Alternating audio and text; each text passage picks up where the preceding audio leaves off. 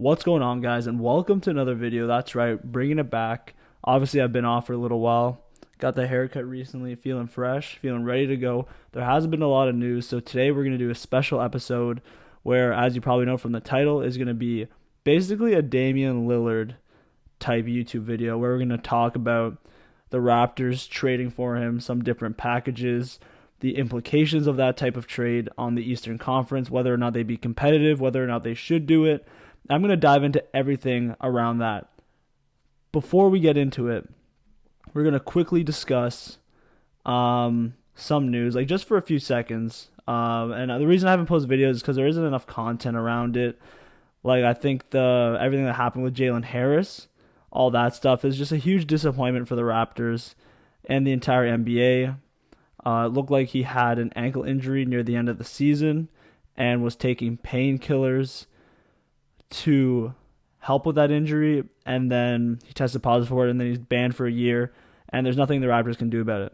He's completely banned, and that's just it. There's no turning that around. He's banned for a year straight up. He'll be back for reinstatement next year. But without further ado, let's dive right into this. Let's get into the Damian Lillard episode here.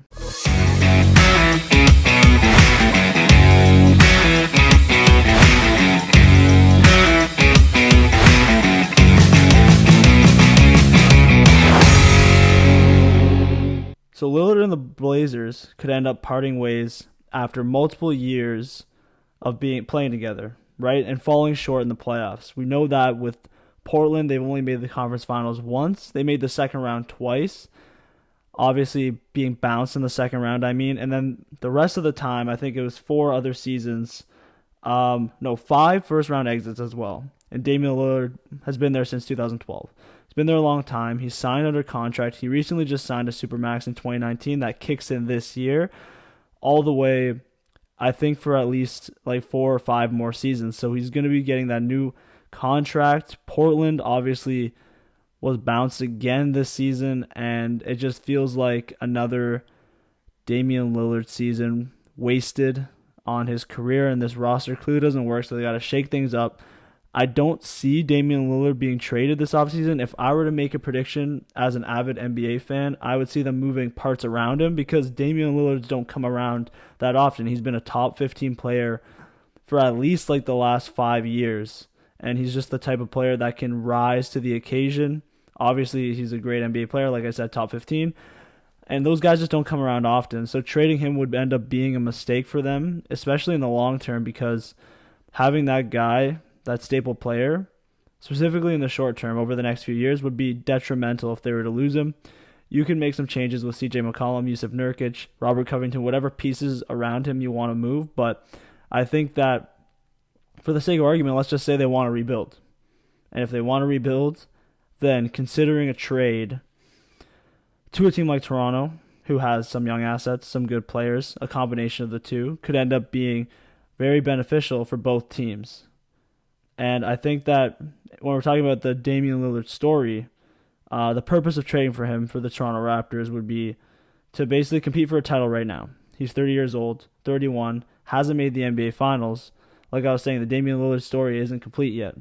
We've seen a lot of great playoff moments. We've seen great moments even last year in the bubble.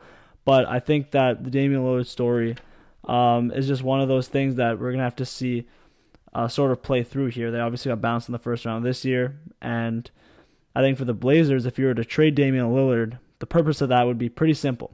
It's to build younger or to get some combination of players back and assets to build depth and build a more complete roster moving forward. And that sort of goes hand in hand with rebuilding, retooling, whatever you want to call it, and just building a team that's going to be better suited to compete in a few years versus a completely hard rebuild, which they don't have to do. It's really up to the front office there. And then for the Raptors, it would essentially be to win now, to start winning this upcoming season, the 2021-2022 season, to compete starting next year. We're going to discuss whether or not that's a good thing for the Raptors in a few minutes, but let's just say for the sake of argument, let's look at the Eastern Conference, right? You've got the Brooklyn Nets. They've got at least a 3-year window with that roster. They've got the Milwaukee Bucks, which has got to be at least a 5-year window considering Giannis just signed a supermax, as long as he stays happy. The Sixers, they've got moves to make. They could trade Ben Simmons. They can build better to win now. They've got one of the best players in the NBA in Joel Embiid, top 10 player. They've got a 5-year window at least. Like, they got to have that 5-year window. And just when you focus on those top three, and you look at the Raptors' current roster, then you look at what they could do with Damian Lillard, we're going to talk about whether or not we think they can compete with these three teams, the Brooklyn Nets being the one team that I don't think you could realistically say that no matter what move you make right now, you could compete unless you were to re-sign Kawhi Leonard this offseason or Chris Paul and then make a trade. Like, something ridiculous would have to happen to have a team stacked up enough to go head-to-head against them. But you never know with those Brooklyn Nets, right? Kevin Durant's in his 30s. Kyrie Irving gets injured all the time. James Harden had just James Harden. You know, he's a weird guy. So you never know. I think he just got arrested for marijuana in Paris recently, too, which is kind of weird. But anyway, let's first talk about the Lowry situation, too, because we know he wants to contend next year, and this is an important piece when you think about building the team up next season because there's a few options for him, right? The Raptors could try and keep him, retain him, but that's a point guard. If you're to trade for Damian Lillard, my assumption is Lowry gets moved or Lowry leaves. Let's just say Lowry signs with Miami. They have the cap space to make this a plausible situation. That's the first option. If that happens, I'll talk about, we'll start with that. All right, I'm going to talk about Lowry just signs and leaves, right to Miami. What would the Raptors do? And let's just assume that each way the play is to make a trade with Portland for Damian Lillard, right? That's the whole point of this. So in this hypothetical scenario, Lowry goes to Miami. The Raptors make a Damian Lillard trade. There's two trades that I'm going to consider here. One was made by the NBA Analysis Network. It's a terrible trade, but I'll show it to you. It was already on my IG today. As you guys know, it's a terrible trade for the Raptors. You're basically become a one-man army. But let's start right with that one, actually. So the trade is Siakam and Fred VanVleet, Malachi Flynn, 3 first-round picks, including the 4th overall pick, in exchange for Damian Lillard and Robert Covington. So what are the pros to this trade for the Toronto Raptors? I don't know. Are there any pros? You get the best player. All right, you get the best player. That's your pro. The cons, you don't have a complete roster anymore. You won't be able to contend with that team. And more importantly, you gave up way too much for a 30-year-old point guard. Even though he is a top 10 player, you gave up way too much in Siakam, Fred VanVleet, and Malachi Flynn. And this does work in the trade machine. If you hit up the trade machine, it's going to show Dame's $31 million contract. His new contract kicks in, which makes it 38, which then makes this cap actually work. So this is obviously going to be an off-season type trade when Damian Lillard's new contract kicks in.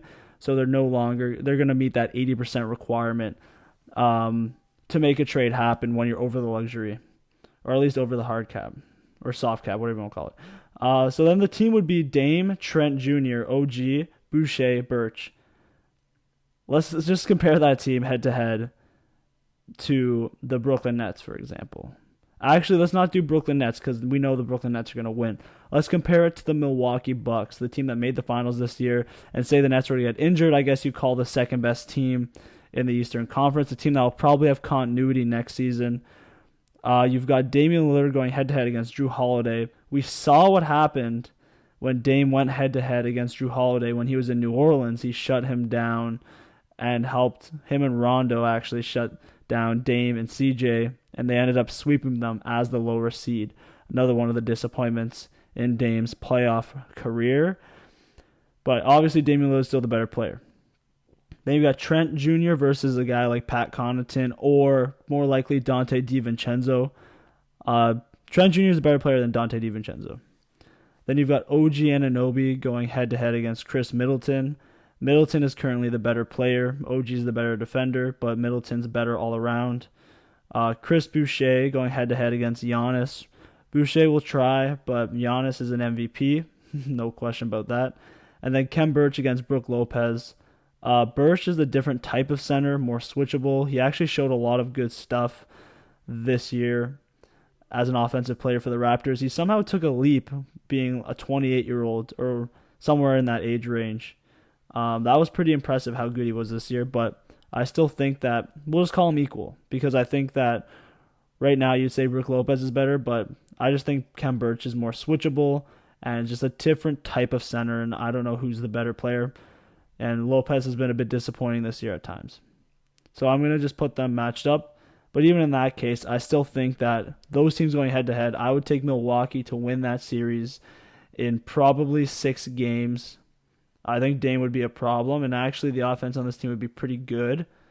And even the defense would be okay, but I just don't think they'd have the firepower off the bench to sort of counterbalance the Giannis, Drew Holiday, Chris Middleton trio there. So I think the Raptors would lose that series, no question. But now let's extend this hypothetical situation to a trade with the Philadelphia 76ers.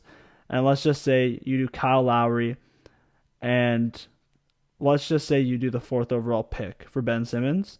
And then instead of giving the 4th overall pick in that NBA Analysis Network trade, let's just say it's another future first, future swap, or something like that. Let's actually just say the trade with Philly is Kyle and a future first-round swap or something in exchange for Ben Simmons. Now you add Ben Simmons at the 4 instead of Boucher, and then you've got a roster of Dame, Trent Jr., OG, Ben Simmons, and Khem Birch. That's a little more interesting. That's a team I could put my head behind, and I would actually love to see that team out there. They would be an interesting team, and they would be fun for a few years, but then Dame would slowly trickle out of his prime, and then your window would be concurrent with the 2020 Brooklyn Nets for the next few years, and that's a tough team to beat. That's just a super team at its finest. We know it's a league of super teams, so you can't fear them, but that's just a next level team. But it shouldn't drive you away. I think that actually if you were to add Ben Simmons to the mix, that this would be an interesting team, and I would actually love to see that defense in action and love to see that team compete. I'm actually selling myself because when I started this, I was actually going to say, no, the Raptors shouldn't do this, but now I'm selling myself on this trade. I'm still going to say no to this one specifically, but let me now do my trade because mine's a little more interesting. All right, so mine is, and this is a pretty realistic trade in my opinion, Damian Lillard for Pascal Siakam, right? You're getting an all-star level player. Rodney Hood for cap reasons. Then you're going to do 3 first-round picks, including the 4th pick, and 2 pick swaps. So I'm throwing in 5 picks instead of 3. So they're getting a little bit more future assets. And I think for Portland, that would be a good thing. Especially at the tail end, those swaps could be very valuable if the Raptors end up becoming a bottom-out team, given the fact that they're going all in for the next few years. Obviously, I don't think that would happen, but that's just the ideology behind a 5 picks. That's 5 years down the road. You never know what could happen. Now you've got a more interesting roster because you've kept Fred VanVleet. You can even throw Malachi Flynn in this if you want. It doesn't matter to me. I think, let's just say Dame, Fred VanVleet, Trent Jr., OG Anunoby, and then Khem Birch. Now that's an interesting roster. And then say you were to do the same thing like I said before. A trade with Philly where you get Ben Simmons and you can swap that with, and this is going to be really complicated out loud, but I'm going to have a lot of graphics on this to help kind of eye you through what's going on here. But, yeah, like I was saying, if you add Ben Simmons to the mix for, say, Kyle Lowry and some pick, some other asset, Malachi Flynn, let's say, I don't know, whatever it may be for Ben Simmons, then you add Ben Simmons to the mix, and you got something like Dame, Fred VanVleet, OG, Ben Simmons, Khem Birch. Then you've got Trent Jr. and some other players coming off the bench there. Then that's an interesting team. You've got some firepower, you've got offense, you've got defense, and you've got enough ball handlers and distributors in Dame, Fred VanVleet, and Ben Simmons. The spacing would be good because you've got basically 4 shooters around Ben Simmons. You could even slot Simmons at the 5 and play Trent Jr. in crunch time. That's an interesting team. You've got Dame, Ben Simmons, pick and roll action, a guy who can cut to the basket and pass. He'd sort of be in like a Draymond-ish role. And obviously an elite defender, defensive player of the year caliber guy on the perimeter. Next to OG and Trent Jr., that team would be scary defensively. And the pro, like I said, is you got a complete roster that's going to be competitive. The cons would be a depleted future of draft assets, but why not just go all in? It's the NBA, got to have some fun. Let me know what you guys think about these trades. This was a lot of different trade ideas, so give me your trade package in the comments below of what you think the Raptors should do. Thank you for listening. As usual, make sure to subscribe if you haven't already. We're going to have more content as the season sort of progresses, and as we start moving towards draft day, I'm going to do some draft day predictions. We do a couple more fun episodes like this that kind of go in conjunction with the actual IG page. But yeah, thank you very much for listening. I'll catch you on the next episode. Peace out, everybody.